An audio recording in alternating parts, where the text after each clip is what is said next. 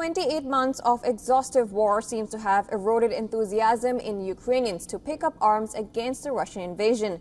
Attracting new fighters is posing a challenge to Ukraine as queues of young men joining army are getting shorter.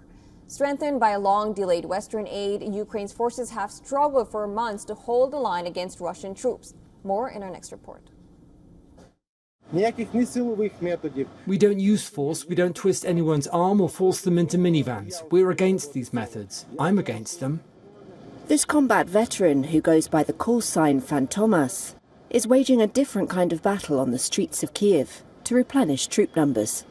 He says men are less eager to fight than before, 28 months after Russia's invasion. There's a queue outside the local draft office, but men under 60 now have to register or renew their personal data at draft offices or online by July 16th. And draft officials say they've struggled with a sudden influx. People used to wait for weeks to get the chance to join the army. Now, as far as I know, most of the queues are people who want to obtain some sort of exemption. Reuters accompanied the draft officer on a recent patrol. As he handed out call-up papers, one man slipped into a nearby store and another refused to stop. Others quietly obliged. President Volodymyr Zelensky lowered the draft age to 25 from 27 in April and overhauled the mobilization process. And there are signs the drive is working. Recruitment numbers are shrouded in wartime secrecy, but the Ukrainian military told Reuters in a statement conscription more than doubled in May and June compared to the previous 2 months, without providing figures.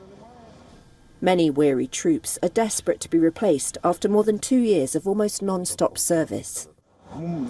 You're needed. Replace us. There are those who react positively. I'd say up to 70% of the time. I don't even have to explain anything to them.